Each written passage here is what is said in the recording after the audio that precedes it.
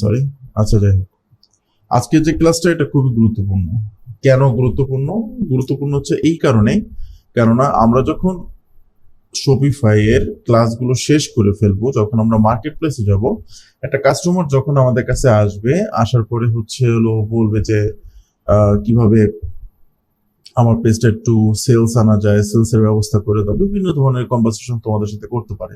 তো সেক্ষেত্রে আমরা যদি ফেসবুক সম্বন্ধে যদি না জানি, তাহলে কিন্তু কোনোভাবেই সম্ভব না যে ফেসবুকটা আসলে কিভাবে কাজ করে বা কিভাবে কি করলে আমাদের সেলস আসতে পারে, ঠিক আছে? সো এই কারণেই আজকে আমি ফেসবুকের দুইটা টপিক নিয়ে আলোচনা করব। একটা হলো সেলস কনভারসেশন কি সম্ভব, আর একটা হলো $1 ফেসবুক অ্যাড বাজেট, ঠিক আছে? সো প্রথমে কথা হলো $1 সেলস কনভারসেশন সম্ভব কিনা। হ্যাঁ, সম্ভব, কিন্তু সেটা নির্ভর করে তুমি কিভাবে এবং কাকে টার্গেট করতেছো, অফারটা কতটা আকর্ষণীয় হবে এবং আর কন্টেন্টটা কতটা শক্তিশালী, সেইটার ব্যাপারটা মিলেই $1 ফেসবুক অ্যাড বাজেটটা নির্ধারণ করা হয়। এখন প্রশ্নগুলোর ভিতরে আমি একটা থ্রু দেই। $1 বাজেট কনভারসেশন সম্ভব হওয়ার কিছু নিয়মাবলী বা শর্ত বলতে পারো রয়েছে। এর ভিতরে ফার্স্ট অ্যান্ড ফল যেটা রয়েছে সেটা হলো সঠিক টার্গেট অডিয়েন্স। দ্যাটস মিন, আমি যদি তোমাদেরকে বলি যে right right target target audience, ঠিক আছে? সো এই যে রাইট টার্গেট অডিয়েন্স, তারপরে মানে সঠিক টার্গেট অডিয়েন্স, এটা কিভাবে সিলেক্ট করবা? তুমি যদি ঠিকঠাক অডিয়েন্স সেট করো, তাহলে রিয়েলি তোমার যে প্রোডাক্টটা আছে, যে সার্ভিসটা আছে, সেইটা তোমার যে কাস্টমার আছে তার কাছে পাওয়ার সম্ভাবনা অনেক বেড়ে যায়। এখন উদাহরণস্বরূপ আমি তোমাকে বলি, মনে করো তুমি বিক্রি করতেছো বেবি প্রোডাক্ট। হ্যাঁ, তো বেবি প্রোডাক্ট কারা কিনে? মা বাবা, মানে যে কোনো বাচ্চার মা বাবারাই বেশি কিনে। মানে কি, যাদের বেবি হইছে এই টাইপের, হ্যাঁ, বা মহিলাদেরকে টার্গেট বেশি করলে এই জিনিসগুলো সেল বেশি হবে। এখন সেই ক্ষেত্রে তুমি যদি মনে করো বয়স যখন নির্ধারণ করবা, মানে টার্গেট অডিয়েন্সের তো অবশ্যই এজ থাকার প্রয়োজন আছে, ঠিক না? তো এই এজটা যদি তুমি মনে করো কোন রকম দিলা 40 থেকে 60, তখন কিন্তু তোমার যে সেলস কনভারসেশন যেটা আছে সেটা কিন্তু আসবে না। কেন আসবে না? কেননা তোমার এজ নির্ধারণ করা উচিত ছিল 20 থেকে 30-এর ভিতরে বা 40-এর ভিতরে। এই সেকশন বা এই এজটার ভিতরে মেয়েদের কি হয়, বাচ্চা হয়ে থাকে। তো সেক্ষেত্রে অবশ্যই তোমার এই যে টার্গেট অডিয়েন্সটা আছে বা যে তুমি যে সার্ভিসটা দিচ্ছ, সেই সার্ভিসের যে রিয়েল যে টার্গেট যে অডিয়েন্সটা, সেটা তোমাকে কি করতে হবে, সেট আপ করতে হবে। এর উদাহরণ অনুযায়ী, তোমার যদি কুমিল্লা চাঁদপুরকে তুমি যদি টার্গেট করো এবং এর সিপিএম কস্ট যদি 1000 ইমপ্রেশনের কম হয়, তাহলে দেখা যাবে যে তোমার টার্গেট অডিয়েন্সেরটা সব থেকে বাজে একটা সিস্টেম হয়েছে। তো মাঝে মধ্যে আরেকটা রুলস ফলো করতে হয়, সেটা হচ্ছে আকর্ষণীয় অফার। যেমন প্রোডাক্ট যদি কম দামের হয়, তো সেক্ষেত্রে অবশ্যই তোমার ওই ধরনের দাম তোমাকে বেরো দিতে হবে। যেমন মনে করো তুমি এখন বলতাছো এই মাঝে যখন শীতকাল চলছে, তখন কিন্তু সরিষা ফুলের মধু বিক্রি করছে অনেকেই, ঠিক আছে? তো সেক্ষেত্রে অনেকে কিন্তু কি করছে, 1 কেজি মধু বিক্রি করছে, 2 কেজি মধু বিক্রি করছে 900 টাকায়, কেননা তাদের কস্টিং কম পড়ছে, তারা কি 2 কেজি লাগাই দিছে। তখন কিন্তু দেখা গেছে তাদের দুইটা প্রফিট মিলে, যেখানে একটা প্রফিট বিক্রি করলে যদি টাইম নিয়ে বিক্রি করতো, তাহলে দেখা যেত 200 টাকা লাভ করতো, সেখানে সে কি করছে, অধিক সেল করছে। তার 2 কেজি সেল করে সে কি করছে, 250 টাকা বা 300 টাকা লাভ করছে। লাভ করে সে অটোমেটিকলি কি করছে, তার সেলস জেনারেট করছে। তো এইটাই হলো আকর্ষণীয় অফারের কি একটা সিস্টেম বা তুমি পলিসি যেটা বলতে পারো। এরপর হলো ক্রিয়েটিভ এবং কপি ভালো হওয়া। মনে করো তোমার যে কন্টেন্টটা আছে, হ্যাঁ, তুমি যে কন্টেন্টের মাঝখানে, যেমন আমাদের কন্টেন্টের অনেক সময় মাঝখানে লাগানো হয় না, যেমন আমরা যদি যাই আমাদের ওয়েবসাইট, আমাদের পেজে, তো এখানে কিন্তু আমরা একটা কি লাগাইছি, আপনি কি জানেন মাত্র 99 টাকায় হয়ে উঠতে পারেন আপনার অ্যাড এক্সপার্ট। সো এটাই হচ্ছে হলো কন্টেন্টের কপি হওয়া, মানে ক্রিয়েটিভ কন্টেন্টের কপিটা খুব সুন্দরভাবে করা। ঠিক আছে, যেন যে কেউ স্ক্রল করলে তোমার থাম্বনেল কিংবা ভিডিও দেখে যেন সে যেন থামে এবং তোমার কথাগুলো যেন শুনে। ঠিক আছে, এটাই। এরপর হচ্ছে ল্যান্ডিং পেজ বা ফর্ম। ঠিক আছে, এখন ল্যান্ডিং পেজটা কি, আমরা অনেক সময় অ্যাড ক্যাম্পেইনের ভিতরে দেখি যে ল্যান্ডিং পেজ সিস্টেম করা রয়েছে। মনে করো গেট অফার লেখা থাকে, যেমন এই যে দেখো একটা চলে আসছে, এই গেট অফারে যদি এখন আমরা ক্লিক করি তাহলে তাদের একটা ল্যান্ডিং পেজে নিয়ে যাচ্ছে। তার মানে কি, তারা একটা ল্যান্ডিং পেজ এখানে ব্যবহার করছে। ঠিক আছে, তাদের ল্যান্ডিং পেজে ডাইরেক্ট নিয়ে যাওয়ার পরে তাদের যে সিলসটা আছে সেটা অটোমেটিকলি জেনারেট হয়ে যাবে যদি আমার তাদের কন্টেন্ট ভালো লাগে। ঠিক আছে, তাই একটা জিনিস মাথায় রাখতে হবে, $1 যদি সেলস পেতে হয় তাহলে অবশ্যই লোকাল অডিয়েন্স বেছে নিতে হবে। এরপর হচ্ছে হলো অফারের দিন যা ইনস্টেবল দেবে, সেটা হইতে পারে 15 দিনের ভিতরে কোনো জিনিস তুমি দিতেছো, বা 1 সপ্তাহের ভিতরে, বা আগামী 1 দিনের ভিতরে, বা আগামী 24 ঘন্টার ভিতরে সে অফারটা তোমাকে প্রোভাইড করতে হবে। তারপর হচ্ছে ছোট ভিডিও অ্যাড ব্যবহার করতে পারো সেখানে, যাতে করে তোমার সেলস জেনারেট আরো বেশি হয়।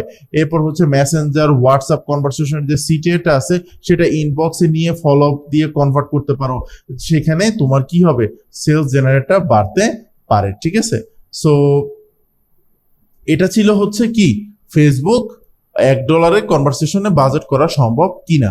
এরপর আসো ফেসবুক অ্যাড কিভাবে কাজ করে। দেখো, সিম্পল একটা ভাষায় যদি তোমাদেরকে বলি তো সেটা হচ্ছে হলো ফেসবুক আসলে কিভাবে তার জিনিসগুলো, তুমি ক্যাম্পেইনগুলো সেট আপ করছো সেটাই হচ্ছে হলো নির্ভর করে তুমি আসলে ফেসবুকের অ্যাডকে কিভাবে কাজ করাচ্ছ। প্রথম যদি আমরা মনে করি অবজেক্টিভ বা লক্ষ্য বা নির্বাচন যেটাকে বলি আর কি, আমরা যদি আমরা এখানে ফার্স্ট টাইমে অবজেক্টিভ, হ্যাঁ,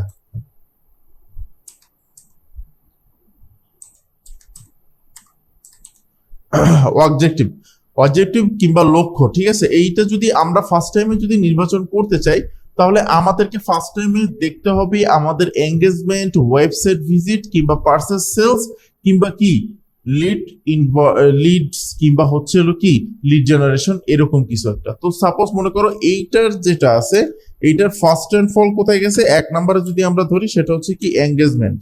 ঠিক আছে,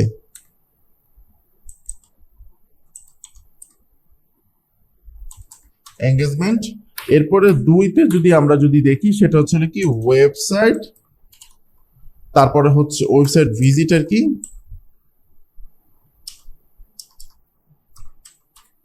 এরপরে হচ্ছে হলো যদি আমরা 3 নম্বরে দেখি সেটা হচ্ছে কি পার্সেস।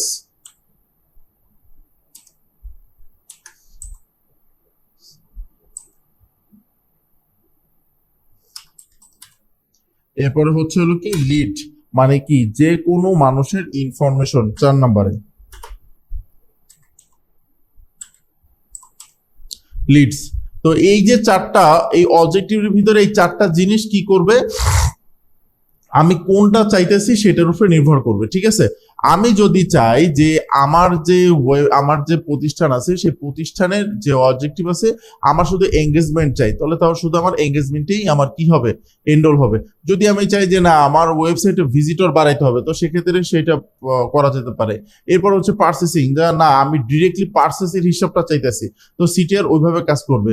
যদি তুমি বলো যে না আমি হচ্ছে লিড কনভারসেশন চাইতেছি, লিড কনভারসেশন মানেটা কি, মনে করো কোনো ব্যক্তির নাম, ফোন নাম্বার, অ্যাড্রেস এবং সে কি চাকরি করে না করে সবকিছু তুমি তার তথ্য এই লিড ক্যাম্পেইনের মাধ্যমে কি করতে পারবা, বের করতে পারবা। ঠিক আছে, সো আমরা কি বুঝলাম যে রাইট অডিয়েন্স, যদি আমরা টার্গেট অডিয়েন্সের ভিতরে যদি অবজেক্টিভ লক্ষ্য নির্বাচন যদি ঠিকঠাক ভাবে করতে পারি তাহলে যে আমরা দ্বিতীয় ভাবে আমরা যেতে পারবো। তো দ্বিতীয় ভাবে কি আছে, দ্বিতীয় ভাগে আছে হলো টার্গেট অডিয়েন্স। টার্গেট অডিয়েন্সের ভিতরে তোমার কি কি থাকে, টার্গেট অডিয়েন্স, টার্গেট অডিয়েন্সের ভিতরে যদি আমরা ফার্স্ট টাইমেই যদি আমরা নির্বাচন করি তো সেক্ষেত্রে আমাদের 1 নম্বরে আসবে হচ্ছে হলো কি এজ। ঠিক আছে, এরপরে আসবে হচ্ছে হলো কোনো সমস্যা,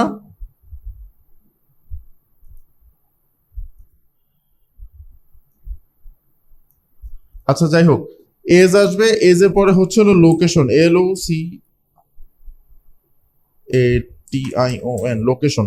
এরপরে 3 নম্বরে আসবে হচ্ছে হলো তোমার ইন্টারেস্ট।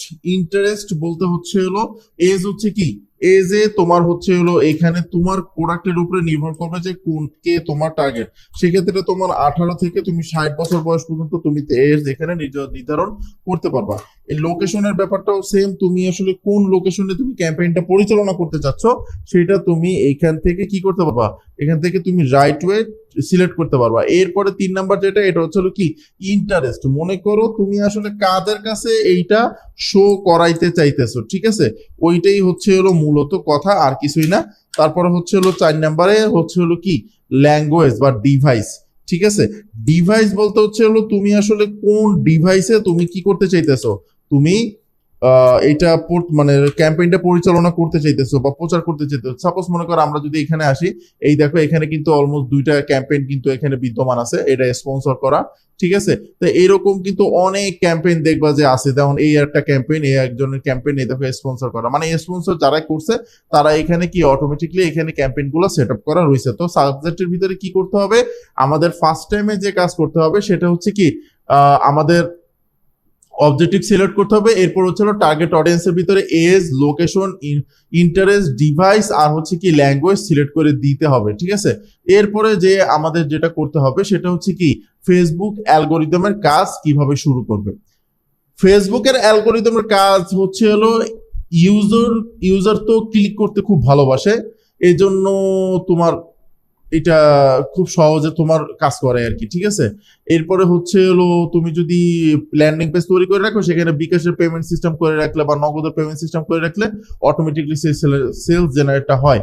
ঠিক আছে, কিন্তু সব থেকে বড় কথা হচ্ছে হলো এটার মূল যে বাহ্যিক যে জিনিসটা আছে এটা সব থেকে প্রকাশ পায় কখন, যখন কিনা তুমি একটা পোস্ট, যে পোস্টটা তুমি তৈরি করছো বা যে ভিডিওটা তুমি তৈরি করছো, এইটা যখন ভিডিও, ছবি হচ্ছে, তার চেহারা বা তার সবকিছু মিলে একটা আকর্ষণীয় ভিডিও শট হয়, তখনই হচ্ছে যে তোমার কনভারসেশন বা অ্যালগোরিদমটা তখন সেইভাবে কাজ করে। কিন্তু অবশ্যই সেটা তোমার ট্রেন্ডিং কন্টেন্টে সব থেকে বেশি জিনিসগুলা পাওয়া যেতে পারে। ঠিক আছে, তো সেক্ষেত্রে অবশ্যই তুমি এভাবে সিলেক্ট করে দিতে পারো এবং তোমার যে পোস্টটা আছে সেইখানে ইনক্রেডিবল ভাবে দিতে পারো। কিন্তু পোস্টার ডিজাইনের সময় কয়েকটা জিনিস খেয়াল রাখতে হবে। আমরা যে পোস্টারগুলো ডিজাইন করি সচরাচর, ঠিক আছে, সেখানে দেখা যায় যে অনেকগুলো জিনিস মানে লেখা টেখা বিভিন্ন ভিডিওর ভিতরে তুমি যদি বিভিন্ন ধরনের টেক্সট মেক্সট লেখো সেখানে সমস্যা নেই, কিন্তু একটা পোস্টারের ভিতরে, ক্যাম্পেইনের ভিতরে, ক্যাম্পেইন পোস্টারের ভিতরে সাপোজ মনে করো আমাদের এইখানে অনেকগুলো পোস্টার আছে, যদি আমি তোমাদেরকে যদি দেখাই, সাপোজ এই যে এই পোস্টারটা আমি দেখাইতেছি, এই পোস্টারটার ভিতরে এইখানে যদি স্বল্প কথায় যদি কিছু লেখো, তো স্বল্প কথার ভিতরে লিখে তারপর তোমার যদি সাবজেক্ট দেখো, এখানে সাবজেক্ট কয়টা, সর্বোচ্চ 5টা সাবজেক্ট নিয়ে কথা বললে সেইখানে জিনিসটা কি তোমার গ্রোথ করে বেশি। এখানে কিন্তু আমাদের সাবজেক্ট অনেকগুলো বেশি। এখন প্রশ্ন আসতেই পারে যে ভাইয়া এইখানে তো আমরা যে জিনিসগুলো দিচ্ছি এগুলো তো আমাদের ইম্পর্টেন্ট প্রয়োজন। ভাই, আমাদের আমাদের বেশিরভাগ ক্যাম্পেইনগুলো পরিচালনা করা উচিতই হচ্ছে হলো ভিডিওর মাধ্যমে, যাতে করে মানুষ এগুলো দেখতে পছন্দ করে, কারণ বেশিরভাগ মানুষ ফেসবুকে ঢুকে এখন রিলস টিলস এগুলো দেখে। একটা জিনিস দেখো, এখানে আমাদের সাবজেক্ট কয়টা, 1 2 3 4 5 6 7 8 9 10 11 12 13 14টা সাবজেক্ট, যেখানে কিনা 5 থেকে 7টা দিতে বলা হয়েছে। তো সেক্ষেত্রে তোমার এইটা কিন্তু সব থেকে বেশি। আর এই যে অবজেক্টগুলো, এই অবজেক্টগুলো তো এতগুলো লেখা থাকলে তখন এই অবজেক্টগুলোর কোনো মানেই থাকে না। ঠিক আছে, তো সব থেকে বড় কথা হচ্ছে এইটাই যে ক্যাম্পেইন পরিচালনা করার সময় অবশ্যই এই জিনিসগুলো মাথায় রাখতে হবে। ঠিক আছে, মানে শর্টকাটে তুমি যত সুন্দরভাবে মানুষকে বুঝাইতে পারবা তত জিনিসগুলোই হচ্ছে হলো বেশি সাবজেক্ট মিনস করবে। যেমন মনে করো আমাদের এখানে আমরা কয়টা দিছি, এইটার একটা একটা কিন্তু সাবজেক্ট, যেখানে কিন্তু একটা একটা করে আমরা দেওয়া হয়েছে। ঠিক আছে, যদি এটা আমরা পুরোটা যদি ধরি,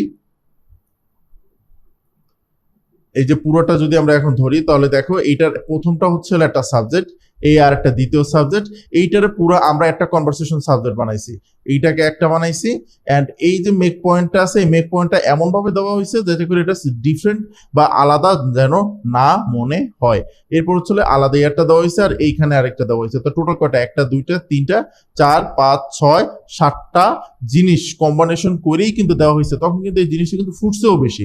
তো বোঝা যাচ্ছে কি, এখানেও দেখো, এই যে দেখো এখানে যে ক্যাম্পেইন গুলো আছে, এখানে যে পোস্টার গুলো ডিজাইন করা আছে, পোস্টার ডিজাইন করার সময় আমাদের এই বিষয়গুলো যদি মাথায় না থাকে, তখন কিন্তু আমাদের পে ক্যাম্পেইন নিয়ে আসলে কি অনেক ধরনের বড় সমস্যার সম্মুখীন হতে পারে। 1 2 3 4 5 6 7 প্রত্যেকটা আমরা কি 7টা জিনিস ব্যবহার করছি, যাতে করে হচ্ছে কি মানুষে এই জিনিসটাতে চোখে পড়ে। কথা কি বোঝা গেছে? টোটাল কথা কি বুঝলাম, যে ভিডিও কিংবা ভিডিও থেকেও যদি পোস্টার ডিজাইন যখন আমরা করব, তখন অবশ্যই আমাদের কি করতে হবে, থাম্বনেইল যেন এমন ভাবে জিনিসটা তৈরি করা হয় যাতে করে মানুষের আকর্ষণীয় হয়। ঠিক আছে, স্বল্প জিনিসের ভিতরে স্বল্প কথা আমাদের বসাইতে হবে, ব্যাস এতটুকুই। এরপর হচ্ছে বিডিং এবং বাজেট।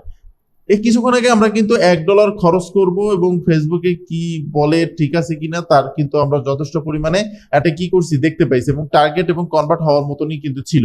তো সেক্ষেত্রে আমি তোমাদেরকে যদি লাইভ যদি দেখাই, এই যে ময়নামতি যেটা আছে, এটার একটা ক্যাম্পেইন আমরা পরিচালনা করছি। সেই ক্যাম্পেইনটাই হচ্ছে আমি আপনাকে দেখাচ্ছি। এই ক্যাম্পেইনটার ভিতরে যদি দেখাই আমি আপনাকে, এখানে কিন্তু টোটাল ভিউ রেজাল্টে কতদিন দেওয়া আছে দেখেন, এখানে 4 দিন $5। দ্যাটস মিন আপনি যদি হিসাব করেন 4 দিনে যদি $5 হয়, তার মানে কি 5/4, তাহলে কত করে পড়তেছে, $1.25 করে পড়তেছে। তার মানে একদিনে আমরা $1.25 করে দিছি। তাদের মেসেজ কনভারসেশন কয়টা হয়েছে দেখেন, 55টা। তো কত ডলারে, একেবারে 0.05 সেন্টে আপনার একটা মেসেজ আসছে। তার মাত্র $3.01 খরচ হয়েছে, তার কি পরিমাণে মেসেজ আসছে। তার মানে বোঝা যাচ্ছে টার্গেটিং সিস্টেমটা, তখন আমরা তাকে টার্গেট কোথায় কি কি করছি দেখেন একটু, যদি বোঝা, তার যে টার্গেটিং সিস্টেম গুলো ছিল, তার যে প্রচারণার যে সিস্টেমটা ছিল, সেখানে আমরা তাকে কিভাবে টার্গেট করছি দেখেন। এখানে আমরা তার লোকেশন যেটা আছে সেটা দিয়ে দিছি, দেন হচ্ছে অপটিমাইজ লোকেশন দিছি, 18 মিনিমাম এজ দিছি, 50 সর্বোচ্চ দিছি। পিপলের ভিতরে কি দিছি, interest, course, education, training, student, education level, guard, school and হচ্ছে এমপ্লয়ার, টিচার, ব্যাস এতটুকুই। আর কোনো কিছুই আমরা না দিয়ে কি করছি, মেসেজ কনভারসেশনে আমরা দিয়ে দিছি। জাস্ট আমাদের মেসেজ আসা শুরু। দ্যাটস মিন কি, আমরা চাইলেই আমরা এই ধরনের ক্যাম্পেইন পরিচালনা করতে পারি।